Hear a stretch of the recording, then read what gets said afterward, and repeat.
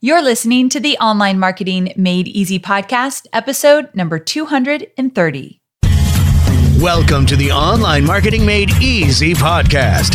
Business advice so easy, you'll feel like you're cheating.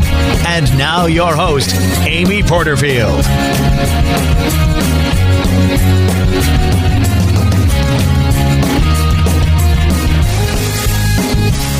Hey there, welcome back to another episode of the Online Marketing Made Easy podcast.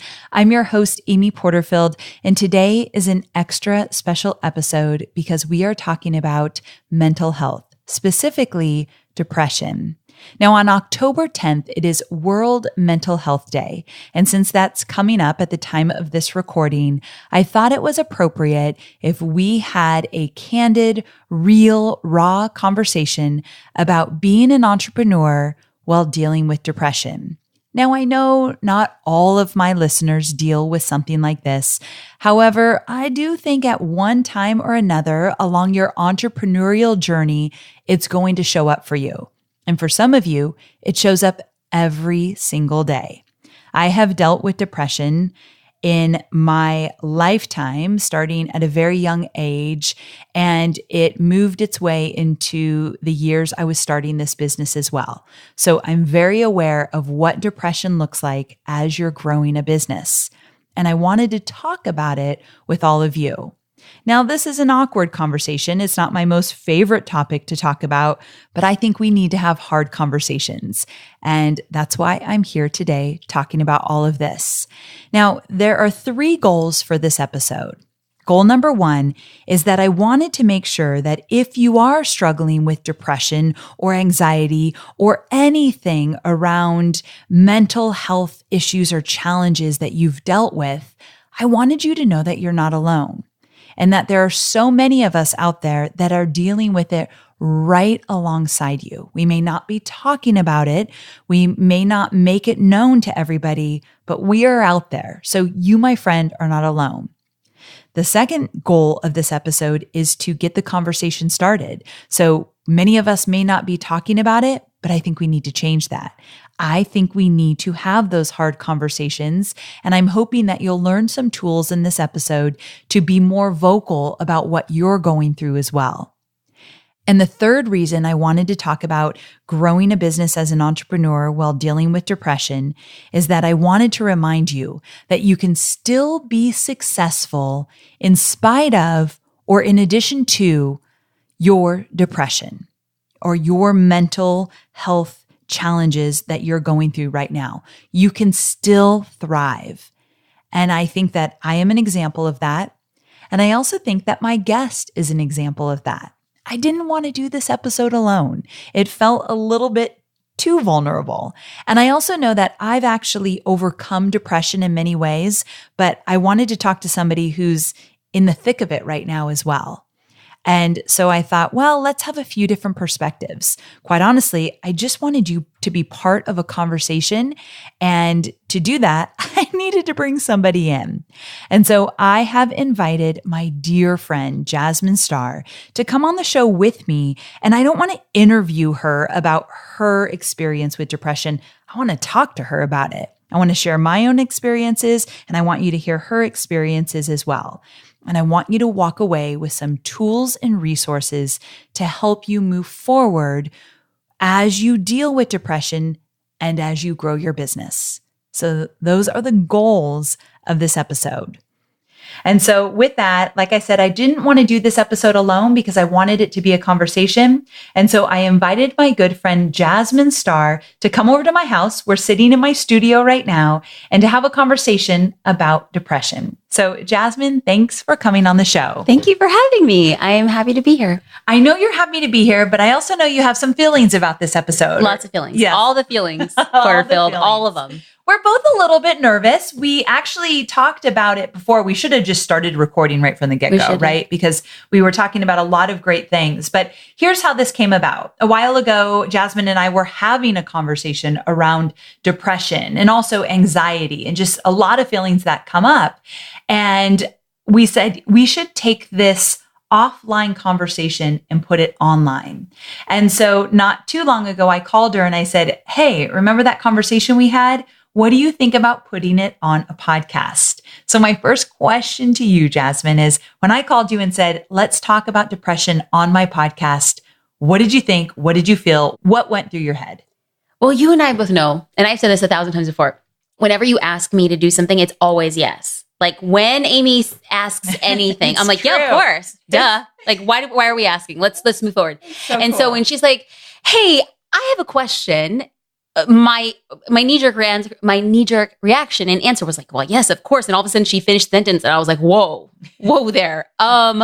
What are we talking about? And how is this going to look? And I started feeling a lot of resistance. And whenever I feel resistance, the thing that I always have to do is take a step back and ask myself, why am I feeling this way? What are the stories that I'm telling myself? And then make a decision based on, number one, if it will get me closer to my purpose, and number two, if it will help people. And regardless of how I feel about it emotionally, if the answers are both affirmative in that, then I know that I have my answer regardless of how it makes me feel. And then also, I had just before that conversation had read a quote by Elie Wiesel. I swore never to be silent whenever and wherever humans endured suffering. We must always take sides. Neutrality helps the oppressor, never the victim. Silence encourages the tormentor, never the tormented. And when I read that, it was like I automatically knew that my silence was going to impede progress and that my silence was going to encourage people to wear a mask or to not talk about really difficult things in their lives. And I just felt, well, Amy and I talk about it openly. Why can't we invite other people who might be interested in the conversation to have a healthy, positive, open, non-stigmatized conversation about what it means to run a business, to do it with other people, even when the days are hard? So good. So true. And so this is exactly why I wanted Jasmine on the show. I knew that she'd be really open and honest about this. One thing she said while we were talking about it before I started recording is she said, I have to be 100% open and 100% honest about this topic. And of course, I would expect nothing less of Jasmine, but I love that she made the declaration. So that's what today is about, an open, honest conversation. So I wanted to kind of start and just share with all of you that I have definitely struggled with depression throughout most of my college years and then into starting this online business. So a lot of it came up in my corporate years, and then it really moved its way into the years that I started this business. And for me, what depression has looked like is that there have been mornings that I have not wanted to get out of bed and felt almost like I couldn't get out of bed, that the sadness and the black cloud, that's how I've always explained it, has just been lingering over me. And when I would tell my mom, I'd say, Mom, I would confide in her a lot about this. I feel like there is a black cloud over me, but the problem that I really struggle with is there's no reason why it should be there. I would look at my family and my home and my son, Cade, and everything about our lives and think everything is so good. I have a beautiful husband, a beautiful life, and I am sad all the time. And so I felt a lot of shame around it, a lot of embarrassment around it. And it really came up a lot in my first few years of starting this business. That's where I felt it most. But it didn't start there. Like I said, it started mostly in college. I got on meds because of it. So my doctor prescribed medication for my depression, and that really helped a lot.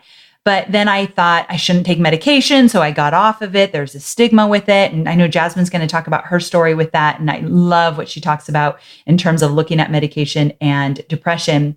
And so I got off and on of medication for many, many years, up until a few years ago. And I told Jasmine that now I don't struggle with it nearly as much. Of course, everybody has depression here and there, depending on what's happening in their life. But I don't have those moments anymore of I can't get out of bed, or those moments of everything feels like despair and sadness. And so I've worked on it throughout the years, but I also wanted to talk to somebody that still has to deal with this more often than I do. So I wanted you to hear from a few different people. And so Jasmine, I want you to talk about your experience with depression. Well, I should probably start by just really affirming and explaining, clarifying that everybody struggles with depression. However, there is situational depression. Everybody has bad days or a series of bad things that happen. And there's clinical depression. And clinical depression has to do more with the chemistry makeup of one's brain. And I have to clarify, I am not a trained medical professional. I will not be giving any medical advice. All I can do is speak my truth. And if there is a kernel that resonates with you or your journey, that the reason why I want to stand up is that other people say, I hear her, I identify with that, and it's giving me hope in spite of maybe not having all of the answers. So my, story, my journey with depression, I feel like I had a really great childhood, really wonderful, amazing, supportive parents who did their absolute best. And for a myriad of unexplainable reasons, or explainable reasons, I kind of struggled with my first bout of depression when I was around 25 years old. I was in law school, and I think I kept on pushing it aside. Like, my mom has brain cancer. I'm in law school. There's a lot of pressure on myself. It's okay to feel this way. And I kept on pushing it off and pushing it off, which I think is a pattern in a story in my life. I just continued to push through things instead of giving myself the permission to take a step back and really analyze what's going on. But I'm getting to the end. I'm getting to progress. So put a little pin in that notion of taking a step back and saying, what am I feeling and why am I feeling this way? Instead of just saying, well, I'm going to continue pushing forward. So put a pin there. 25 years old.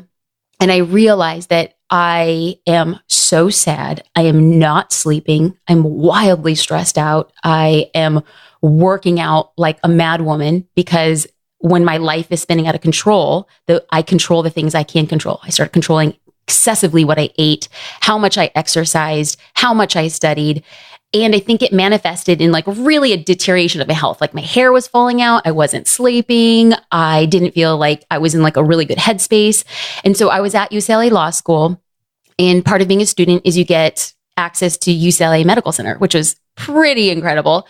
I made an appointment. I walked into the doctor's office and I didn't walk in saying I had depression. I don't think I can even like articulate those words. I just kept on saying like, I'm really sad. I'm really, really, really sad. And when I listed all the reasons why I was sad, which is the reasons I just listed, the doctor said, okay, this is indicative of something a little bit more.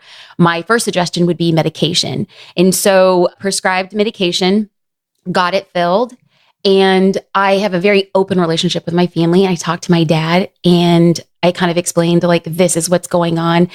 And I think in retrospect, which is what he would probably say and admit now, was that we both didn't handle the conversation the way that we should have, only because maybe, and I don't want to put any words in his mouth, but maybe the conversation around depression was a little stigmatized, perhaps. It's not something that we really spoke about, specifically like in Latino culture, in first generation American culture, we were like really poor.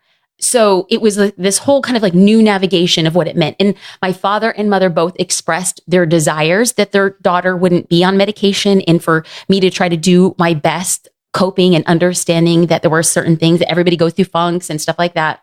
And we ended the conversation there. And probably a few months into the medication, I realized that it wasn't having an effect, that I was still really, really sad. And I felt like that gray cloud that Amy describes, so apropos. Like that's the perfect description. And in addition to me feeling that way, I felt cloudy. I felt so much more sleepy. I didn't feel like I was who I was. I felt like I was a different person. And as a result of that, I stopped taking the medication, but that led to like a cycle of beating myself up. Like, come on, like who doesn't medication work for? Like, who are you? Like, really? Like, are you that much of a mess that this medication's not going to work for you? And so again, it just led to another cycle of beating myself up. And when I look back at that situation, I realize in retrospect, years after, it's been over a decade since kind of had that first kind of like reckoning with what it meant and what it means, is that what I did in that moment was a pattern that I had created for myself starting distinctly when I was 13 years old. And that pattern was to beat myself up. And what I didn't know then, which is what I know now, is the way that we speak to ourselves has the possibility to amplify or diminish emotionally how we feel about something. And so I think that the biggest takeaway years later, giving myself the permission to talk openly about it with my friends and my family, was that when we have the ability to come out and ask for help, when we have the ability to admit we don't have the answers, and we have the ability to say, I feel very alone, it becomes a very different conversation. And I think that's why I really knew that I had to step up and talk openly about it. Although the resistance did come. I told Amy, I was like, I feel all these emotions. And I'm like, on the way here, I had a conversation with my husband and my business partner, JD, and he noticed that when I left the house, I just wasn't myself. I woke up this morning and I did I love patterns now. Patterns have become a game changer for me. I do the same thing every morning. I pray, I meditate, I take a hot bath. Basically, I'm 87 years old. I'm like, it's a lot of hot baths. I do. At 4 in the morning. I do. I know. I send Amy text messages early in the morning. I'm in the bath, got this idea. So anyway, I did all the things to prepare me for what I felt could be a lot of resistance around this conversation. And on the 5 freeway driving up here, he said, let's take a step back. And that's been one of the first things. So before we actually get into how I'm working through this, the thing I wanted to lead with was I did not want to give anybody the opportunity to label me as, oh, she's like the depressed entrepreneur. And I felt like if I came out and admitted that would become a title. And I have to remember that I write my own story. That even people can call me anything. They call me X, they can call me Y, they can call me depressed, they can call me happy. I get to define that story. And I want to encourage other people to say that there could be labels, but there's no stigma around it. Because what we identify and how we want our labels to be, we are the ones to determine what that actually is and how we manifest it out. Oh, so good. It's so funny that when we are thinking about talking about a topic that is sensitive to us, we come up with all these stories, because when my team said, why don't we talk about mental health? I knew that I don't experience depression like I used to. So then I thought, well, who am I to talk about it? My audience will think that I don't know enough about it, or I don't have a strong enough story. But then I realized, especially after talking to Jasmine, that everyone has their own story and it shows up in so many different ways. And here's the thing that also comes with that. When I did have depression on a daily basis, there was so much shame and embarrassment around it. And so I talked to Jasmine about that. And I said, one of the reasons why this episode makes me nervous is because I remember all that shame. I don't want to bring it all up again. The shame I felt of feeling depressed. And it's really hard to talk to people about it if they've never experienced the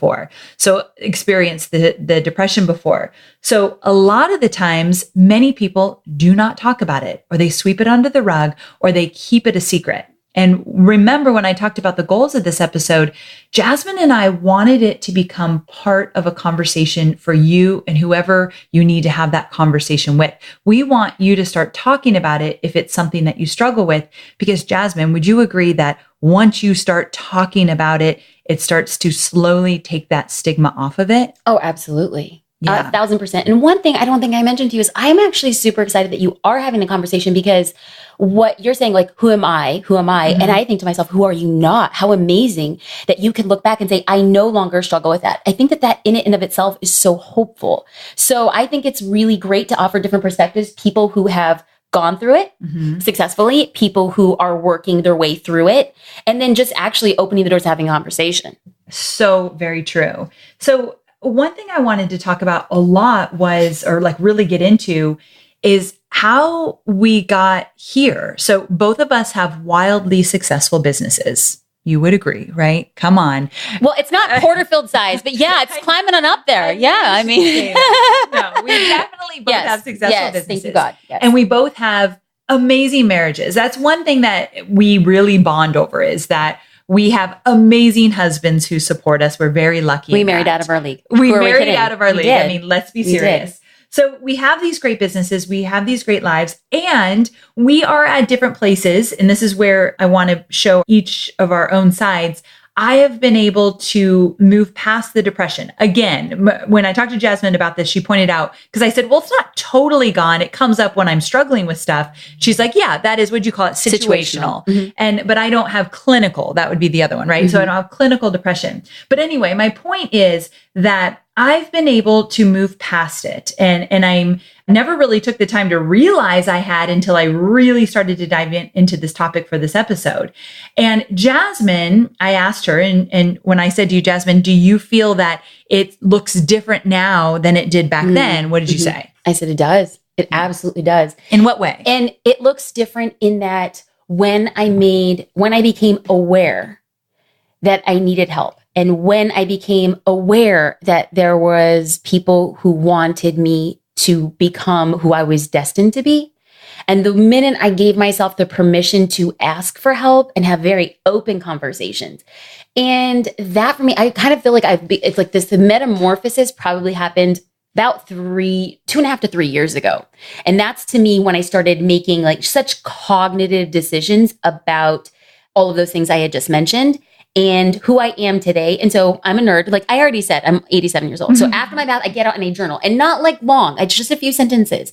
And it's a 365-day journal. And I can go back to days and just see my emotional maturity, my progress, where I needed help, like the pitfalls. I noticed cycles in my emotions and why I was feeling a certain way. That right there has been a game changer. Okay. So I'm so glad you brought all of that up, because I wanted to talk about how we got here and give them specifics of our lives and what we've done. And so I'll go first in the sense that number one, and I know some of this is going to overlap Jasmine, but I still want her to tell her story. Number one is I definitely went to therapy, and I've done a lot of different type of therapy. So although the depression hasn't been around for a few years now, I'm still very aware of my anxiety and when things come up for me. And so just not too long ago, I don't know, maybe a year ago, I went to EMDR training, and this was amazing. And you can look it up to learn more about it. I'll link to some details about this training, but it was training that I went through, or therapy, I should say, therapy I went through to deal with some childhood issues that just kept coming up for me. When things got hard, these issues from childhood would come up and rear their ugly heads. And I think, why are you here? Like, I thought I got past this, but I hadn't. And EMDR therapy literally helped me immensely move past some childhood issues and trauma that I had dealt with. And so I recently did that, but back in the day, I went through a lot of therapy. I've had numerous therapists that have helped me deal with the depression. And I think to me, that was the number one thing that helped more than anything else. And I'm going to give you guys some resources at the end of where you could find a really good therapist, even if you're on a tight budget. So we're going to share that at the end.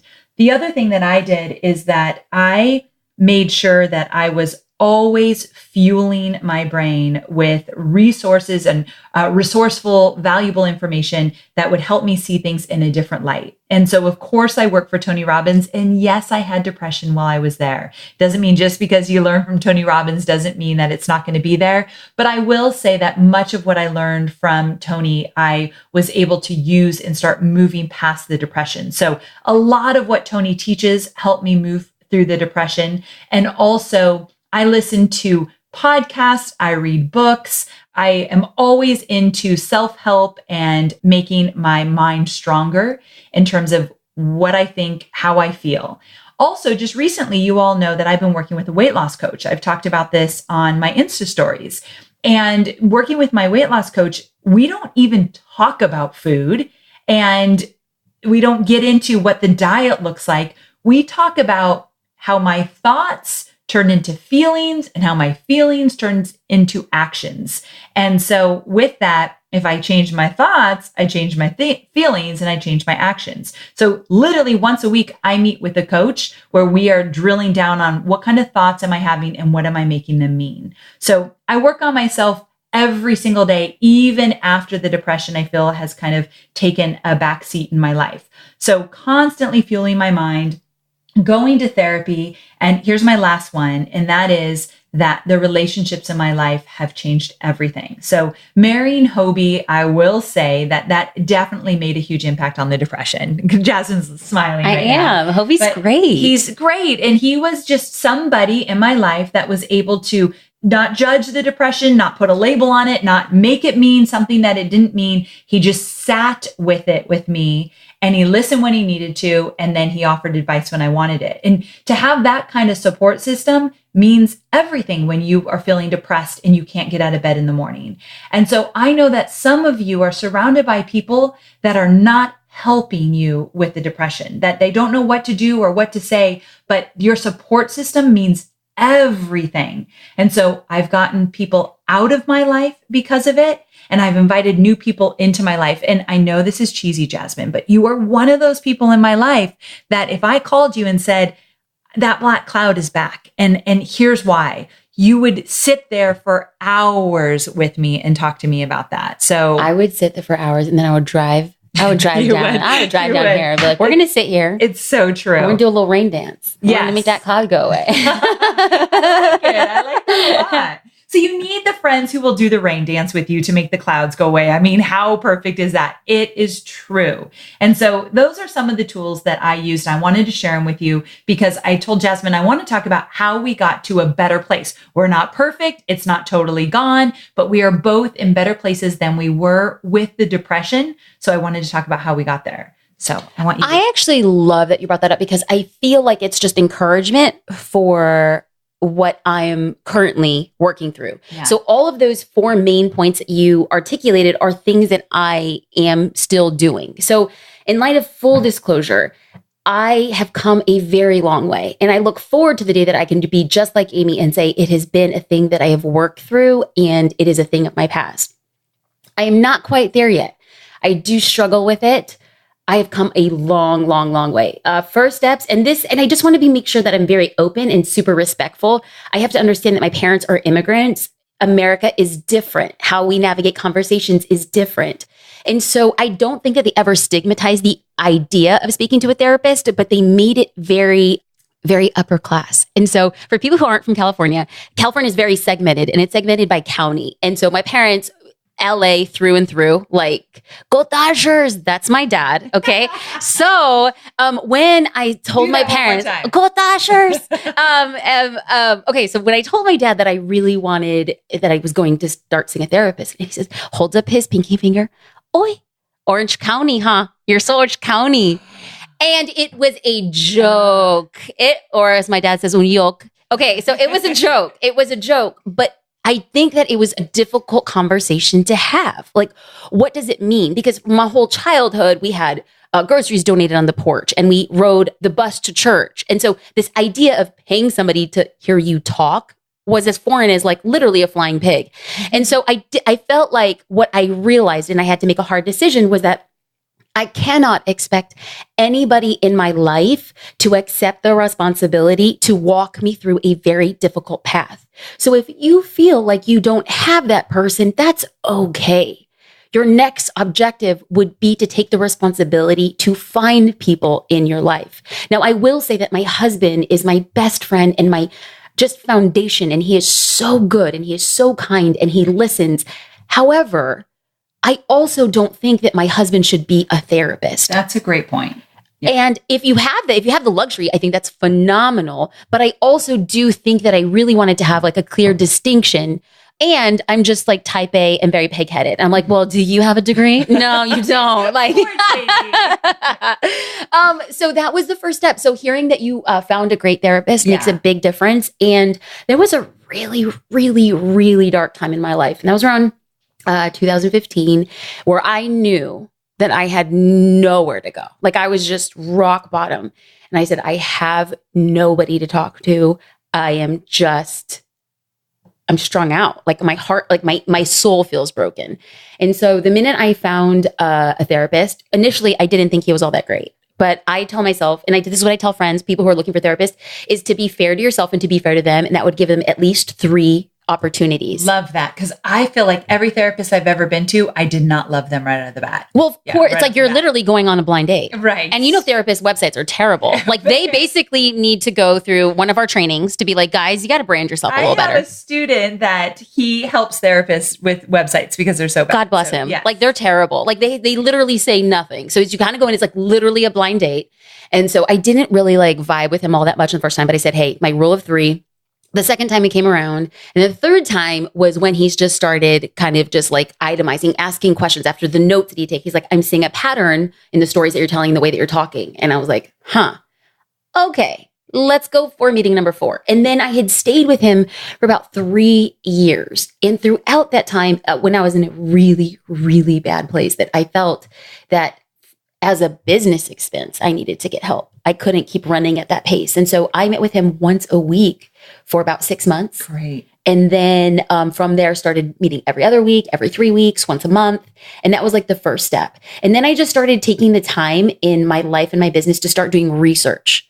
Like I needed to understand. So I once heard this analogy, like when you break a bone, you get an x-ray and they find out what's wrong with your bone. And if you have a tumor, they have an MRI or a scan and they understand it. But if you go into your doctor and you say, I'm sad, like something's wrong in my head, what is done with that? Right. And I started doing research and I came across a doctor here actually in San Diego, Dr. Amen. And he wrote a book, and I think it's like Change Your Brain, Change Your Life. Love him. Oh, you know him? I thought it was Amen. Well, here's the thing. If you're religious, it's amen. Because to me, he's like, amen. Yes, this man, amen. And then other people who are like, agnostic, it's amen. So I'm just kidding. I actually don't know the exact pronunciation. Him, though. Right? Yes. Right? Yes. Kind of just like so brilliant. So his book was scientific proof after years and years and years of studying the brain. It's like the thoughts we have impact our brain. They literally have a physical manifestation. If you think negative thoughts, your brain reacts to the negative thoughts and gives out physical manifestations of your thoughts. It is no longer speculative. It is just the truth. And so he had said that every morning he starts the day and he says, today's going to be a great day. And our brains are hardwired to listen. So we have to create a distinction. The mind and the brain are two different things. Wait, see, you lost me. What do you mean? So the mind is in control. Yeah. And the brain is an organ. Okay. So when you understand your mind, you can control your organ. So when you say, your mind says, I'm going to have a great day. Your brain then says, yes, sir, right away, Captain, we're going to make that happen. It's hardwired to listen. So if we have control of our mind, and this is not like a feel good, everything's going to be happy, hunky dory. No, this is literally the very first step that you can do. I also heard that when Einstein woke up, he would say, thank you 100 times before he got out of bed. Stop. No. That is so good. That actually makes me emotional for some reason. Because thank you. And all you do, and every morning I put my hand to my heart and I say, thank you, thank you. Thank you. Okay, thank you. that is I know. good. It's just because when you wake up and you think, you just see the gratitude. And gosh, dang it, there are some really hard days. But when you say, oh, I have a roof over my head. Yes. Oh, I have something in my refrigerator. I have gas in my car. We are literally the 1%. When we say those 3 things, we are the 1% of the world. And I think even on the dark days, you realize that we are just so lucky to be where we are. And if we could find a glimmer of that silver lining, we're already taking a step forward. So real quick, am I just making this like is this just happy hour with Jasmine? Well, like basically like that? you and I and some LaCroix. Like, guys, I mean, we're getting drunk on sparkling water, y'all. Wait, I forgot to tell you, she's also in a bathing suit. Oh my God, are we going there? Are we going there? Are you not? Oh, do not come at me. I am Puerto Rican. I will throw you under a big yellow bus in 2.5 seconds flat. I am. I actually am in a bathing suit. Okay. It's California. Get over it. No, she walks up to my house and she says, listen, I'm in a bathing suit right now. No, don't judge me. I said, don't judge me. You're probably picturing like you standing at my house in a bikini, and that's actually not it. Okay, I haven't been in a bikini since I was 3 years old. Okay, so we need to get that right. Oh, girl. Oh. I hail from the school of one pieces. Well, don't get it twisted. Don't get it twisted. But so she comes in jeans with a bathing suit and a little cover up. But she's going to a pool party. Of course she is. She's fancy like that. Fancy? So really? It's actually a beach party for a 12-year-old at Bolsa Chica. Fancy is not that. Girl, get it right. Come at me and I will come at you. I forgot I was a 12-year-old. So yeah, she comes to my house in a bathing suit, which I'm cracking up. But this is happy hour, which is so appropriate when we're talking about depression. Yeah. So yes, I do love this. But I love all these tools. I wanted this to be a conversation about like, what did we do? I love to follow people that are just a little bit or a lot ahead of me. Mm-hmm. Like they've kind of figured something out. Mm-hmm. And there's a lot of stuff we have not figured out. But with this, I feel like we've worked really hard on making ourselves better and healing ourselves around the depression. So I thought we have to talk about what we've done. Absolutely. So you talked about the therapy, but there's other stuff. Like when we were chatting in my office, you talked about the mastermind we're in and like what that's done for you. Oh, absolutely. And I think that people listening could say, well, I don't have a supportive family, or I don't have a supportive spouse, or I don't have supportive children. And that could be true. And let's back up one tiny second. Dr. Amen, since we're being religious, Dr. Amen has a series of questions, and I have applied them, and I think it has had the most profound change in my perspective. This, in addition to other few things. But if anybody's listening and be like, I'm tired of hearing these girls talk, I want something practical. Let's get into the practicality before we actually talk about the decisions we made as a result of the practicality. Great. So when you are having a negative or overwhelming thought, first things first, write it down. Ooh, There's something about writing, the act of stopping and writing it down. It's as if it's like an exorcism. It comes out of you and then you see it. It forces you to look at it. And Dr. Amy is very specific about that. So you write it down. Okay. So you write it down and then you ask yourself. So let's use you as an example. Okay. So if you were to write something down, you were to get up out of bed, what would be one thing that you're struggling with? Okay. Since we're being 100. We're being 100. We're being 100. So I would say that there's a lot. I'm trying to think of one if I want to do personal or business. If I did business, I'd say I can't get it all done fast enough. And if I don't, I'm going to be irrelevant. Okay. That's what you write on your paper. Okay. And then the second question is this true? Oh, I love that question. And instantly, I know it is not true.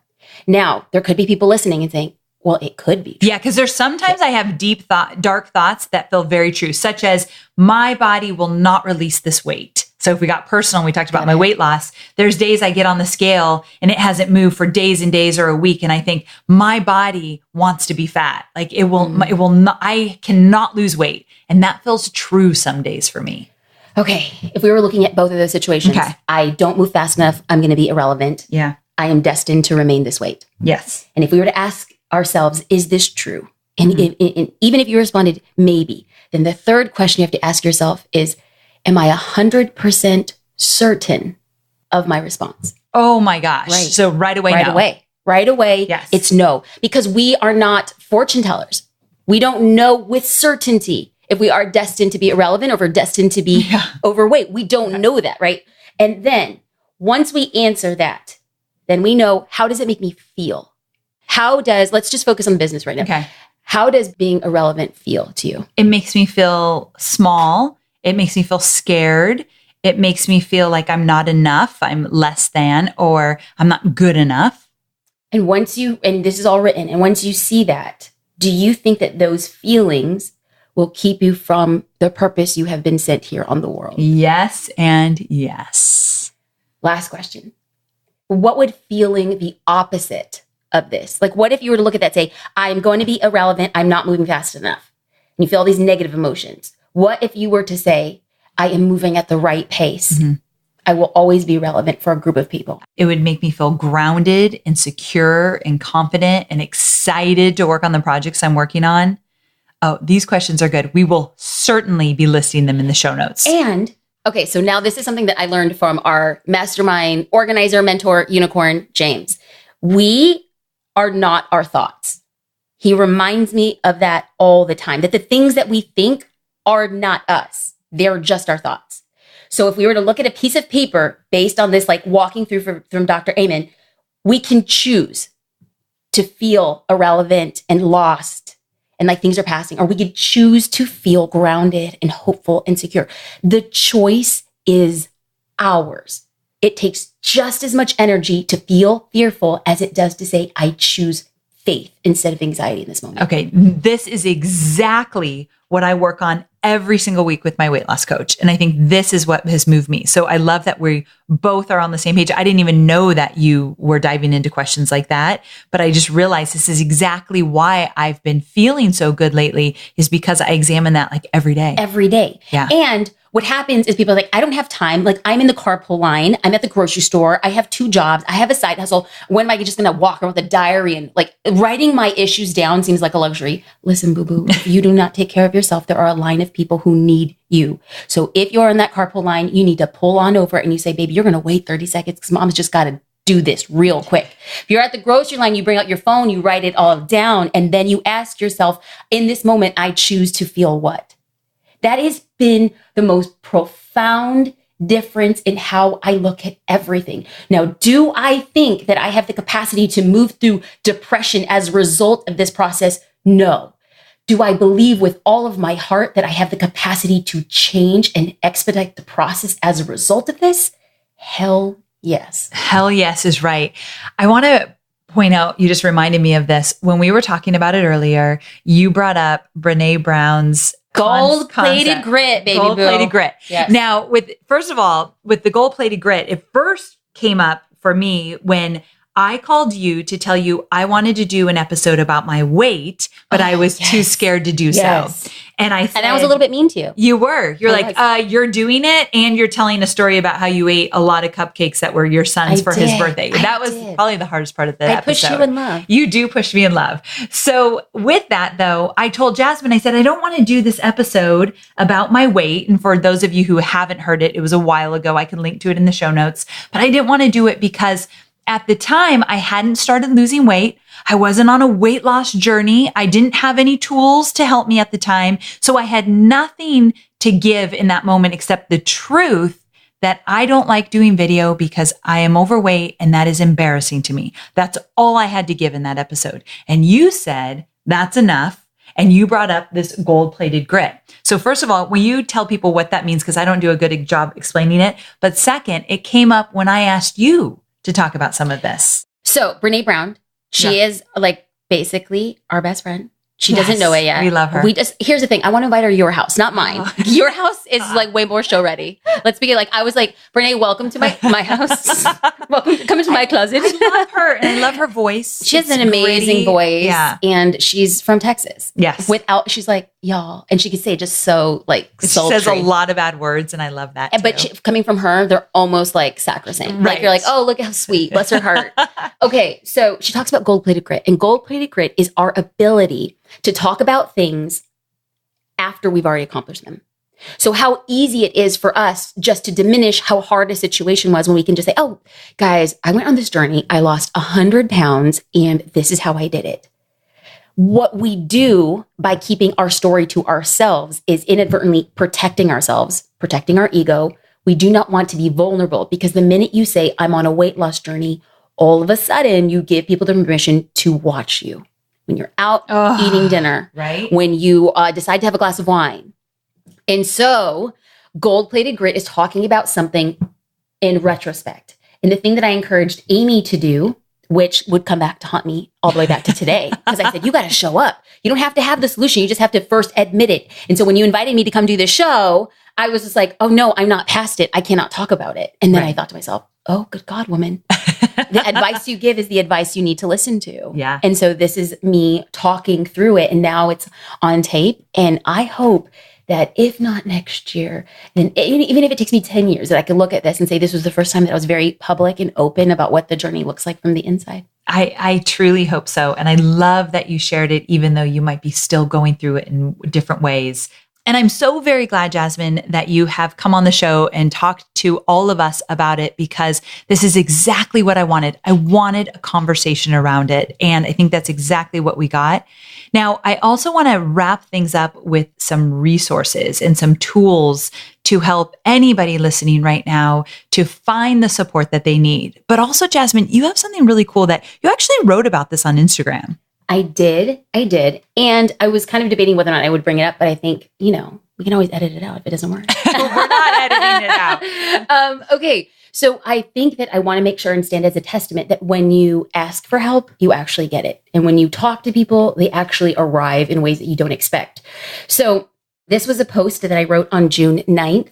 And this was shortly after the passing of Kate Spade and Anthony Bourdain. And I just knew that I was in a funk. And I knew that I felt like if I was feeling this way, there were probably other people that were feeling this way. And unbeknownst to me, that when I opened myself up, people not only showed up to support and help, they started reaching out and connecting with others, but it also opened the opportunity for Amy to invite me onto the show. So whenever you feel like you are not enough, you are.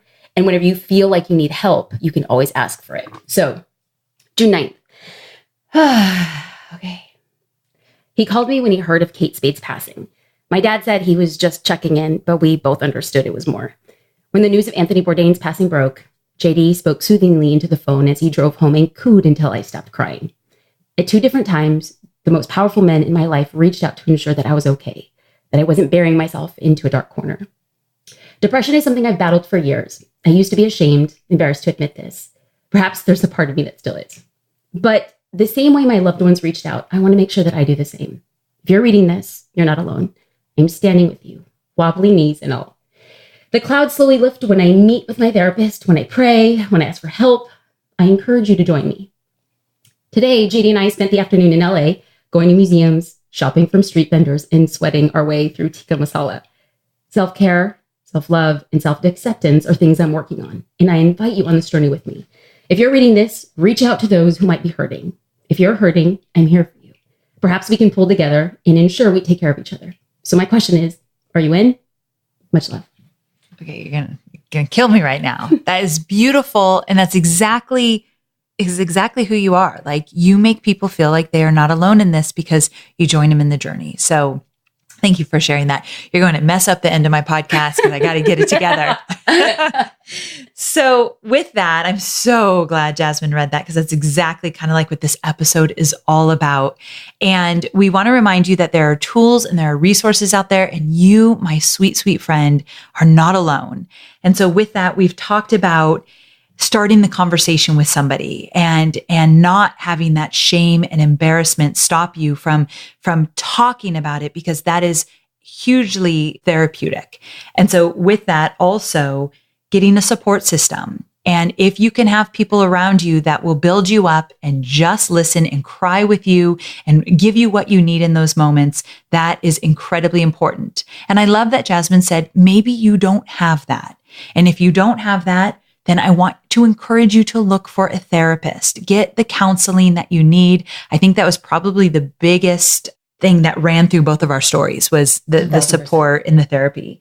And also medication. We're not advocating it. We're not judging it. We're not saying it's right or wrong. And we're definitely not giving advice around it. But it is something you might want to explore. It helped me. It didn't help Jasmine as much. So this is just an individual thing. And I think that you should explore that as well. Now, also with that, I wanted to let you know that we did a little research and we found this e-counseling website called BetterHelp.com. It's a convenient, private, affordable online counseling site, and they have over 2,000 therapists. You do not need insurance or anything to get started. So BetterHelp.com, I'll put it in the show notes.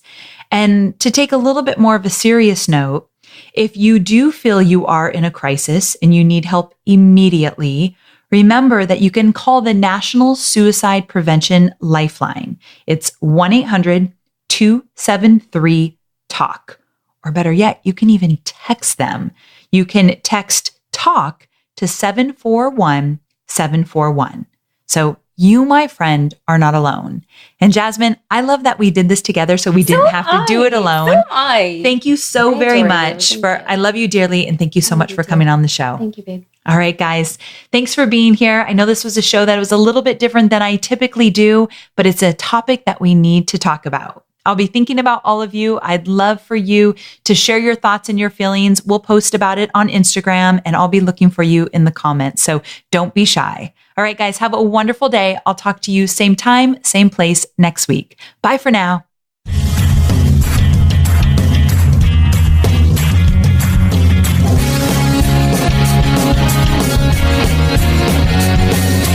Thanks for listening to the Online Marketing Made Easy podcast at www.amyporterfield.com.